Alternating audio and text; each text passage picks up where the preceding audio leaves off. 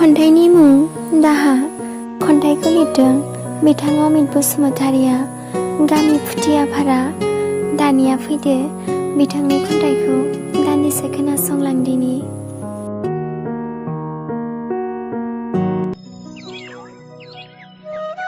सोर मिथिनो बबे समाव सोरनि जिउआव माबोरै मा जालाङो। दिनै सोरनिबा थाखाय गोसो सिङाव दावदाबसे दाहा बिदां लानानै गाबबाय बायदों आं दिखारजों। हारसिं हारसिं अम्बासिनि जोमहराव। नाथाय सोर मिथिनो सोर बुजिनो आंनि बे थरथिंसे मोदैनि बेसेनखौलाय। फोरमायनो सानो नाथाय सोर खोनासंनो आंनि दाहानि रावखौलाय।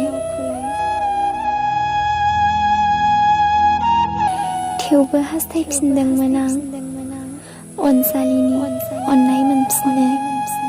जाखांलांनाय जाथायफोरखौ बावगारलांना लाजिनाय गिनायखौ नेवसिना सानफिनदोंमोन आं नोंजोंनो अनजालि। मोजां मोननायखौ थांखि खालामफिननो नाजाफिनदोंमोन अनजालि। नोंखौनो अराय मोनफिननो। नाथाय खाफाल हावरियाव नोंखौलाय बहाथो मोनबावनो।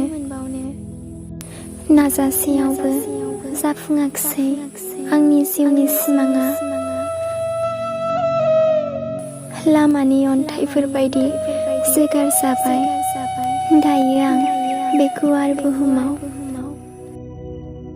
हांमा सुरै सुरै आन्दायना थानांबाय।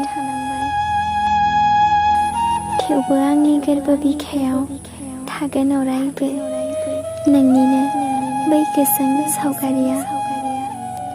खन्थाइया एसेनोसै। गोजोन्थों।